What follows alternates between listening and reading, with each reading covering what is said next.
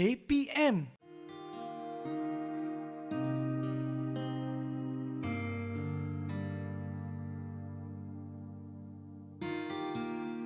Assalamualaikum warahmatullahi wabarakatuh.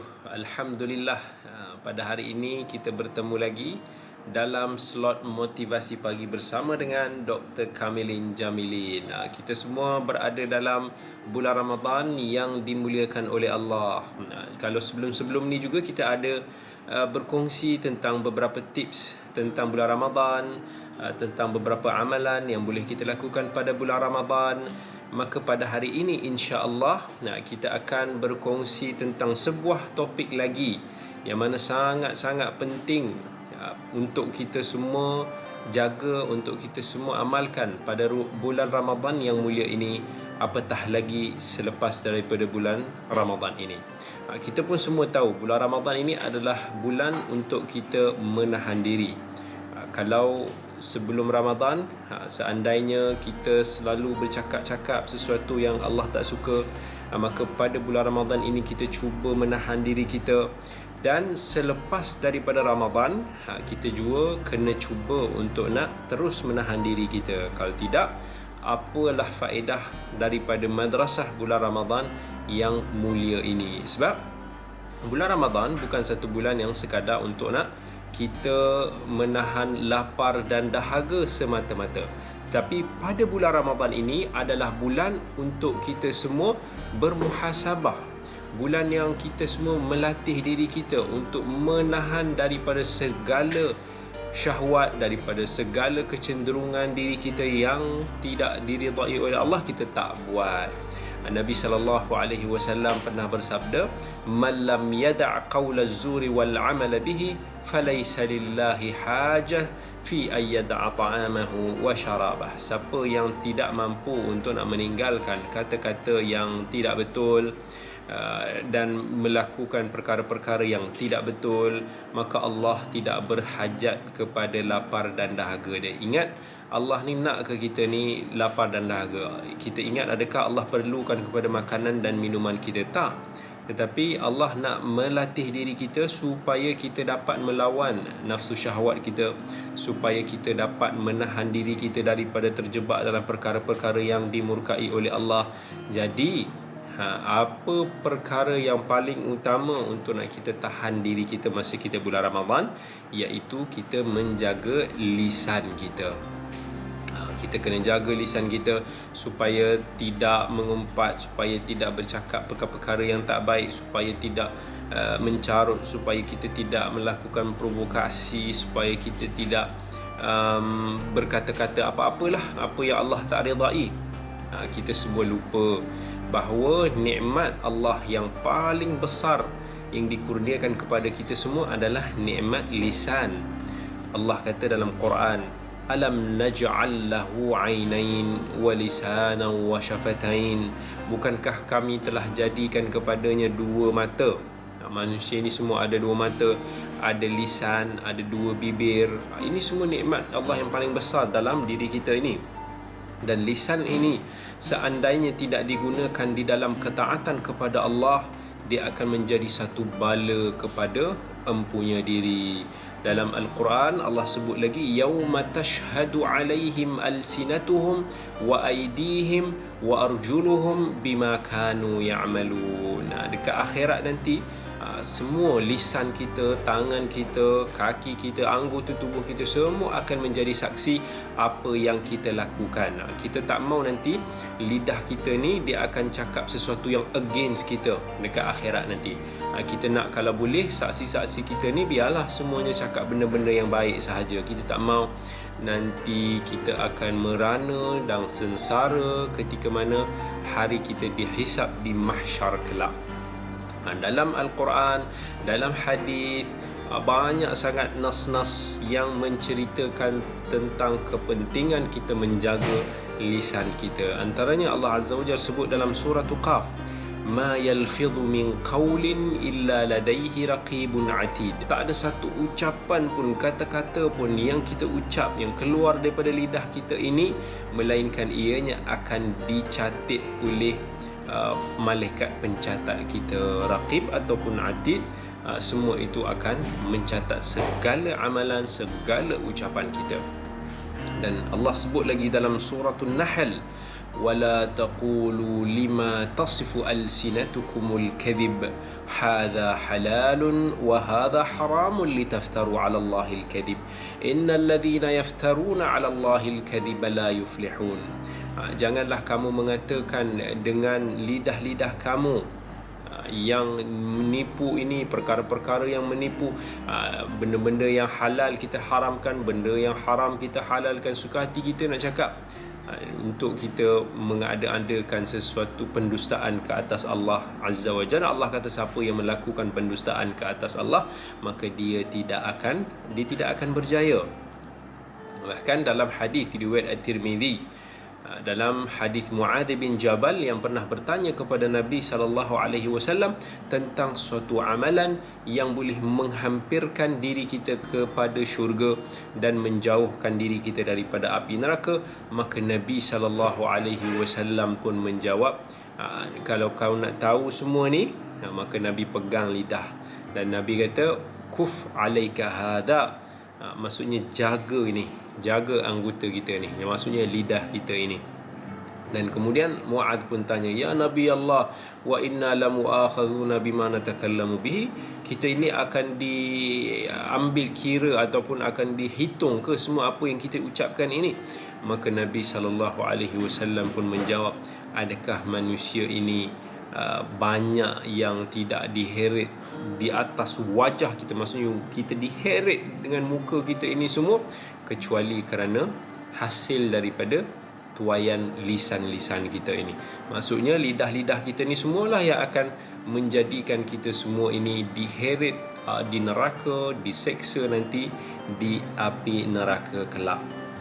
Jadi insya-Allah kita akan sambung lagi tentang bab menjaga lisan ini. Jangan ke mana-mana, insya-Allah teruskan bersama dengan saya Dr. Kamilin Jamilin dalam segmen selepas ini.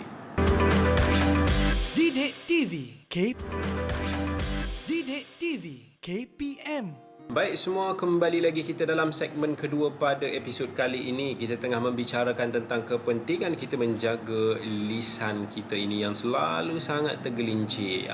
Okey, ada orang dia kata yang tak apalah, hati aku ni baik walaupun lidah aku ni macam ada cili sikit. Ada orang dia ni jenis yang laser, tapi dia rasa macam tak apa kalau dia rasa macam hati dia tu baik. Dia kata macam tu tak apa. So dia cakap je lah apa-apa. Dia tak peduli, dia tembak orang sana sini, dia lepas sana disakitkan dia tu orang, dia tak fikir banyak-banyak. Orang macam ni dia lupa sebenarnya hadis daripada Abi Hurairah radhiyallahu anhu. Nabi SAW pernah mengatakan, innal abda la yatakallam bil kalimah ma yatabayyanu fiha yuhwa biha fin nari ab'ada ma bainal masyriqi wal maghrib. Ada hamba yang mana dia akan mengucapkan suatu kalimah ma yatabayyan fiha, iaitu yang dia tak tahu adakah apa yang diucapkan itu betul ataupun salah. Maksudnya dia tak peduli pun benda ni betul ke, benda ni salah ke, dia lepas dia cakap, dia tak fikir betul-betul dulu. Kerana itu Nabi SAW bagi tahu dia akan dicampak ke dalam api neraka dengan jarak yang lebih jauh daripada timur dan juga barat. Ini satu balasan yang sangat-sangat ngeri. Bayangkan kerana kita ni jenis yang tak nak fikir apa yang kita cakap, mungkin kita tertipu, mungkin kita terzalimi orang, kita tersakitkan hati orang, kita tak perasan, rupanya itu boleh menjadi penyebab untuk kita ini dicampak ke dalam api neraka dengan satu jarak yang sangat jauh. Wal'iyadu billah. Sebab tu sahabat-sahabat semua, adik-adik semua, jaga lisan kita betul-betul. Nabi SAW menjamin, Nabi kata, may yadman li ma baina lihyaihi wa ma baina rijlaihi admanu lahul jannah. Siapa yang boleh menjamin kepada aku antara kedua, maksudnya mulut dia ni lah, maksudnya lidah kita ni, wa ma baina rijlaihi, antara kedua kakinya, iaitu kemaluannya, maka aku akan menjamin tempatnya di syurga. Siapa yang boleh jamin diri dia tidak bercakap something yang dilarang oleh Allah. Siapa yang dia boleh jamin dirinya tak mengumpat orang, dia tak fitnah orang, dia tak tipu, dia tak olok-olok, dia tak mempermainkan orang, menyakitkan hati orang, kita semua tak boleh nak menjamin kan. Itu sebenarnya punca kejayaan kita di akhirat kelak, dan boleh jadi juga sebagai punca kemusnahan kita di akhirat kelak. Dalam hadis riwayat At-Tirmidzi, seorang sahabat Nabi, Uqbah bin Amir, dia kata, "Ya Rasulullah, man najah? Wahai Rasulullah, apakah itu kejayaan?" Maka Nabi SAW sebut salah satunya, "Amsik alaika lisanak." Pegang lidah kamu ni, maksudnya jaga lidah kamu, lisan kamu ni, jangan duk cakap lepas, cakap apa-apa yang merepek-repek. Itu semua jaga, insya-Allah yang itu kita semua akan berjaya insya-Allah di akhirat kelak. Dan bukan sekali Nabi pesan kepada sahabat-sahabat dia supaya jaga lisan. Dalam hadis riwayat Tirmizi lagi, Nabi SAW pesan lagi dalam hadis Sufyan Ats-Tsaqafi. Nabi kata bila ada sahabat tanya, "Ya Rasulullah, ma akhwaf ma takhafu alai?" Ya Rasulullah, apa yang kamu paling khawatir dan takut ke atas diriku? Maka Nabi SAW pun memegang lidah itu dan mengatakan, ini maksudnya lidah inilah yang paling aku takut ke atas kalian, yang akan menyebabkan kita semua mungkin akan terjerumus ke dalam api neraka, wal'iyadzubillah. Sebab tu sahabat Nabi Abdullah bin Mas'ud, dia pernah beri peringatan, "Anzartukum fudulal kalam bihasbi ahadikum ma balagha hajatahu." Dia kata, aku dah beri peringatan kepada kamu, kalimat-kalimat, kalam-kalam, ucapan-ucapan kita yang sia-sia ni, yang berlebih-lebihan. Nabi dah pesan banyak kali kan. Satu Ibnu Mas'ud bagi tahu, cukuplah bagi kamu semua ini bercakap sesuatu yang memenuhi keperluan dia sahaja. Tak payah nak over lah, sembang banyak, kononnya terlampau peramah. Kadang-kadang kita tak perasan. Tak apa, nak cakap benda-benda baik boleh, tapi jangan berlebihan lah. Sebab manusia ni mudah sangat untuk nak tergelincir. Kita lagi susah kita nak jaga. Sebenarnya kita susah nak jaga lidah kita ni daripada kita nak jaga duit simpanan kita. Duit kita boleh jaga dalam bank. Kita boleh fikir banyak-banyak. Duit ni orang akan fikir banyak-banyak, nak spend, nak belanja, semua orang akan plan, akan rancang. Tapi lidah ni orang tak plan pun, orang tak muhasabah pun apa yang dia cakap. Sebab tu mudah sangat untuk nak kita semua tersilap ataupun tergelincir. Sebab tu kata Abdullah bin Mas'ud, "Wallahilladzi la ilaha illahu ma syai'un ahwaju ila tul sijnin min hadzal lisan." Demi Allah, kata Ibnu Mas'ud, yang tiada Tuhan selain daripadanya. Dia bersumpah dengan nama Allah. Dia kata tak ada sesuatu pun yang kita lebih perlukan untuk kita penjarakan melainkan daripada lidah kita ni. Maksudnya kita kena cuba untuk nak block ni. Jangan bagi lidah kita ni senang-senang nak terkeluar banyak sangat cakap. Kalau cakap benda-benda yang baik tak apa, tapi sometimes bercakap pun benda-benda yang tak baik. Even kalau kita tengok ustaz-ustaz, para penceramah pun mudah juga tergelincir dalam ceramah-ceramah. Kadang boleh termaki hamun orang, boleh terkutuk sana sini, benda-benda yang tak betul, terfitnah orang sana sini. Sebab itulah kita kena hati-hati. Cukup bila kita nak sampaikan mesej-mesej yang betul, sampaikan ayat-ayat daripada Al-Quran, sampaikan hadis-hadis daripada Rasulullah sallallahu alaihi wasallam, insya-Allah kita akan selamat. Kalau tak, subhanallah, mungkin kita semua akan terlajak, kita semua tergelincir, kita tak perasan. Sebab lidah ni memang kita selalu tak perasan, dan kita akan buat-buat tak perasan. Siapa yang nak kata lidah dia jahat kan?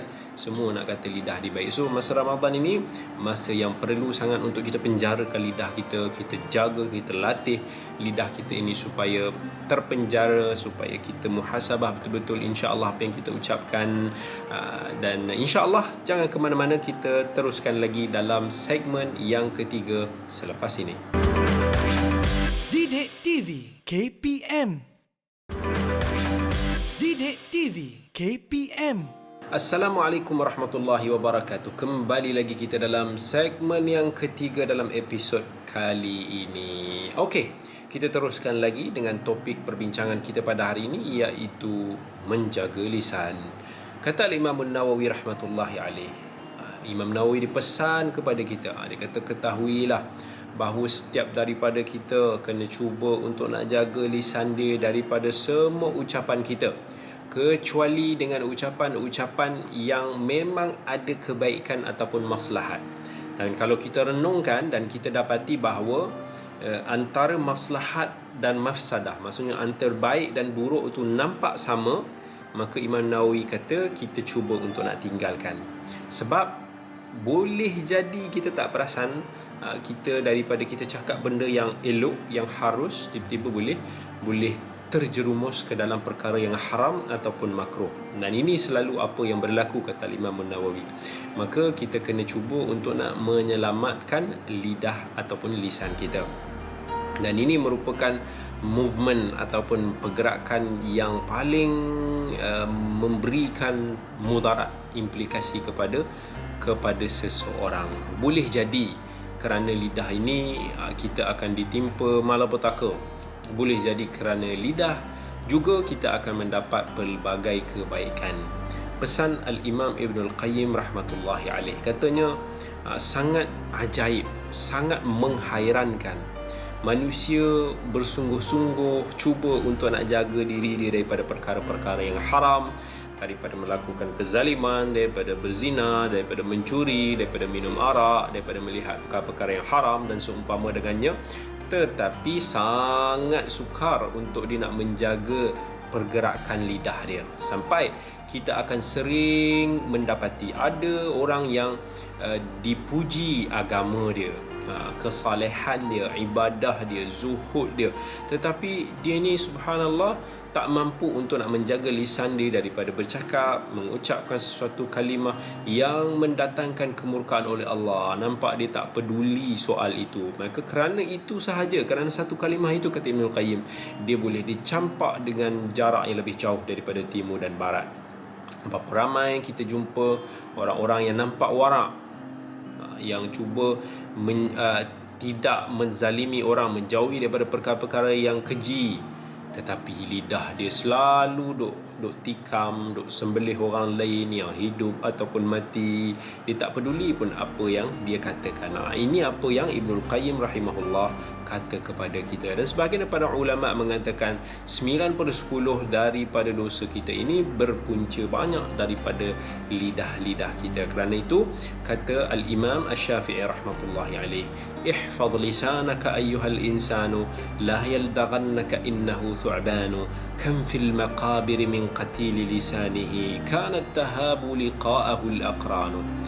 Dia kata berjaga-jagalah lidah kamu wahai manusia. Janganlah biarkan ia menyengat kamu, kerana ia adalah umpama ular.